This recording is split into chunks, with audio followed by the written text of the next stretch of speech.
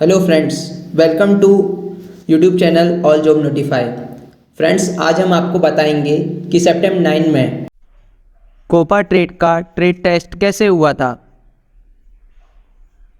इसके लिए हमने सितंबर 9 में सेलेक्टेड कैंडिडेट जो आज एम्प्लॉय हैं डीआरडीओ के, उनसे कुछ बातचीत की है कि ट्रेड टेस्ट कैसे होता है, उसके लिए क्या क्या करना पड़ता है, पहले से क्या तैयारी करनी है, कुछ डॉक्यूमेंट लेके जाने हैं कि नहीं लेके जाने हैं, एंड ऑल थिंग्स जो भी ट्रेड टेस्ट में होती है वो बातें हमने उनसे पूछी हैं और उन्होंने हमको बताई हैं। तो हम उनको सुनेंगे। इससे पहले जिसने भी अभी तक हमारे यूट्यूब चैनल को सब्सक्राइब नहीं किया है तो फ्रेंड्स हमारे YouTube channel all job notify को सब्सक्राइब करें, शेयर करें एंड लाइक करें। हेलो स्टूडेंट, जैसा कि अभी सितंबर 10 का रिजल्ट आया है तो बहुत सारे लोगों ने क्वालिफाई किया है, तो उनके दिमाग में भी एक सवाल आ रहा है कि प्री टेस्ट कैसे होगा, इसके बाद प्री टेस्ट कैसे होगा, क्या क्या पूछा जाएगा। तो इसी के बारे में मैं बताना चाहूँगा कि कैसे ट्री टेस्ट होता है, क्या क्या पूछा जाता है और आपको क्या क्या सावधानी बरतनी चाहिए, क्या कैसे करना है सारी चीज़ें।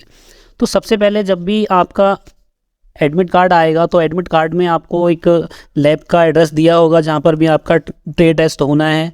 तो जिस ट्रेड से आपने आईटीआई की है या जो भी एग्ज़ाम दिया था तो उसी ट्रेड के अकॉर्डिंग आपको एडमिट कार्ड डाउनलोड करना होगा।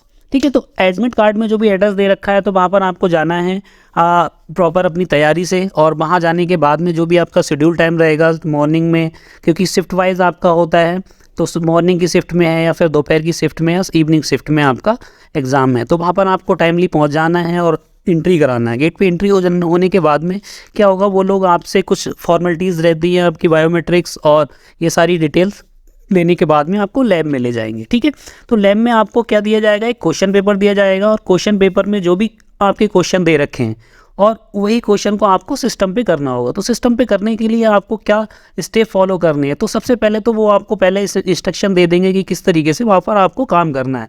तो वहाँ पर एक आपको फोल्डर बनाना पड़ेगा अपने नाम का, क्योंकि जो भी आप वर्क करेंगे वो उस फोल्डर के अंदर फाइल आपको सेव करके रखनी है। तो जैसे मैं बताता हूँ कि क्या क्या क्वेश्चन आपको पूछे जा सकते हैं, और जब मैंने ट्रेड टेस्ट दिया था तो किस तरीके के क्वेश्चन पूछे गए थे। तो बेसिकली देखिए, एक टाइम पीरियड क्या होता है हमारा, 1 घंटे का टाइम पीरियड होता है। तो ज़्यादा टफली कोई क्वेश्चन ऐसा नहीं दिया जाता जिससे कि आपको टाइम ज़्यादा लगे, क्योंकि उन्हें आपको आपकी सारी जानकारी जैसे MS Word, Excel, PowerPoint, आपको पता है कि आप कोपा से जा रहे हैं तो कोपा से जा रहे हैं तो बेसिकली आपको ऑफिशियली वर्क करना होगा।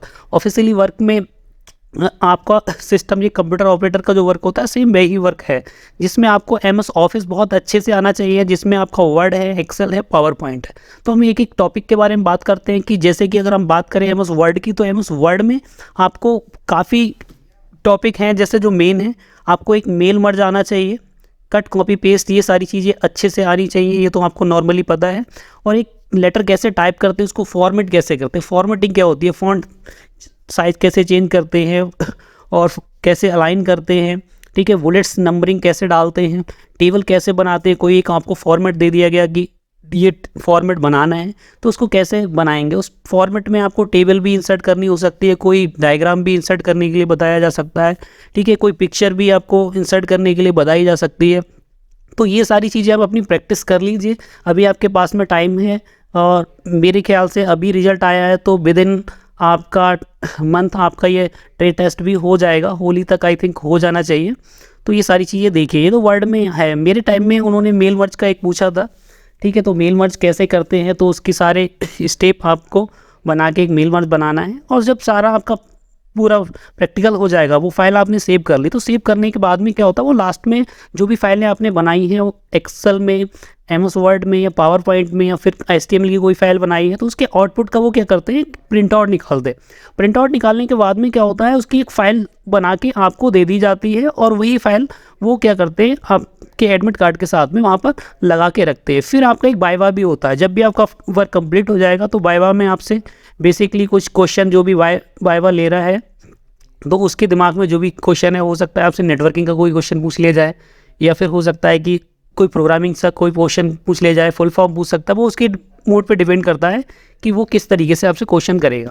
तो ये बात थी आपकी एमएस वर्ड की। तो अब बात कर लेते हैं एक्सेल। तो एक्सेल में देख लीजिए, एक्सेल में आपको फॉर्मूले अच्छे से आने चाहिए।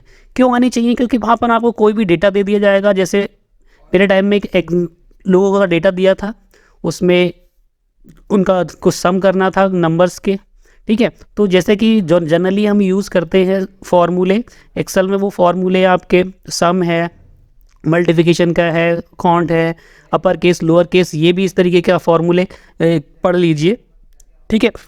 तो टेबल बनानी आनी चाहिए, फॉर्मेट चार्ट भी आपको पूछ सकता है। देखिए एक्सेल में मेन चीज़ क्या होती है, चार्ट। किसी भी न्यूमेरिकल डेटा को कैसे चार्ट के रूप में दर्शाते हैं, तो वो चार्ट कैसे बनाना है, तो ये सारी चीज़ें आपको अच्छे से आनी चाहिए कि डेटा को कैसे फ़िल्टर किया जाता है, ये डाटा को सॉर्ट कैसे किया जाता है, ठीक है। असेंडिंग ऑर्डर, डिसेंडिंग ऑर्डर में अल्फ़ाबेटिकली और वैल्यू के अकॉर्डिंग किस तरीके से ये किया जाता है, तो वो सारी चीज़ें आपको एक्सेल में देख लेनी है। वैसे तो बहुत सारी चीज़ें हैं, तो आपको बेसिकली आप देखेंगे तो आपको समझ में आ जाएगा। फिर पावर पॉइंट की बात करते हैं। पावर पॉइंट में क्या होता है, आपको एक 4-5 स्लाइड का एक प्रेजेंटेशन बनाना होता है।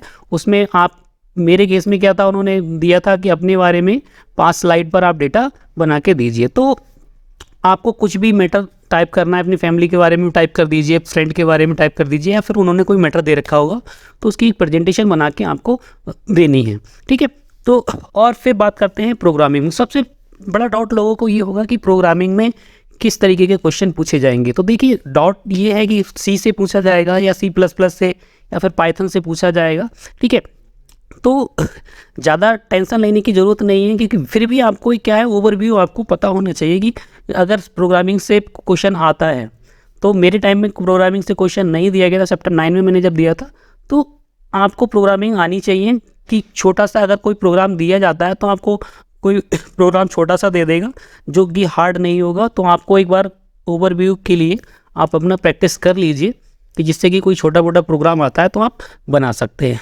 फिर आपको HTML ज़रूर देखना है, क्योंकि HTML में भी मेरे साथ में जब मैंने ये ट्रेड टेस्ट दिया था तो HTML से भी आया था। HTML में आपको देखिए क्या होता है, बुलेट्स एंड नंबरिंग जो आप लगाते हैं, टेबल्स बनाने के लिए आता है, कोई इमेज कैसे लगाते हैं, हाइपरलिंक कैसे करते हैं, तो इस तरीके से ये सारी चीज़ें, या फिर बोल्ड कैसे करते हैं, अंडरलाइन कैसे करते हैं, ये सारे कोड आप देख लीजिए, और इससे ज़्यादा कुछ टफ नहीं आएगा।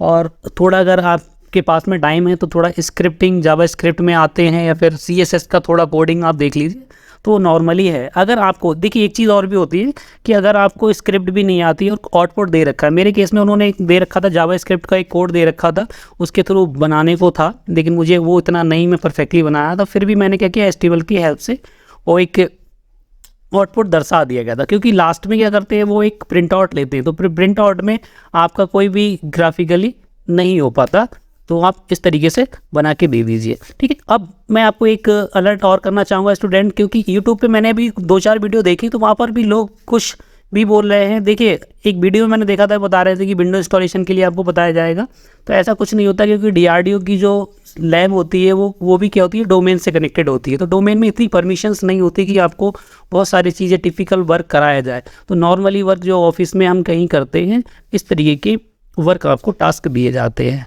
तो आशा करता हूँ आपको सारी चीज़ें क्लियर हो गई होंगी। अगर फिर भी कोई डाउट रहता है तो आप कमेंट में लिख के बताइए, हम आपके डाउट को क्लियर करेंगे। तो आप लोगों के लिए बहुत बहुत शुभकामनाएं, और अपने ट्रेड टेस्ट की तैयारी कीजिए, और आशा करता हूँ कि आप सभी का अच्छे से सिलेक्शन हो जाएगा।